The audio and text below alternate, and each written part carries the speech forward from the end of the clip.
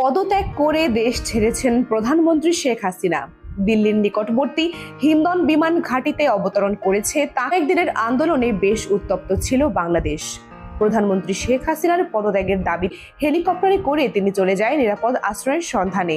শেখ হাসিনার সঙ্গে রয়েছে তার বোন শেখ রেহানা।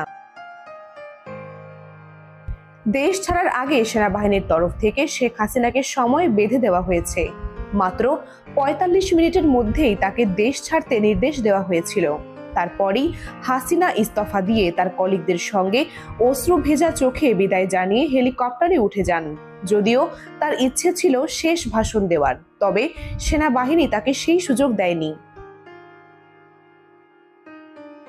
তার দেশ ছাড়ার কিছুক্ষণ পরই জাতির উদ্দেশ্যে ভাষণ দেন বাংলাদেশের সেনাপ্রধান। সেনা দপ্তরে জরুরি বৈঠকে বসেন জাতীয় পার্টির সিনিয়র কো চেয়ারম্যান আনিসুল ইসলাম মাহমুদ ও দলের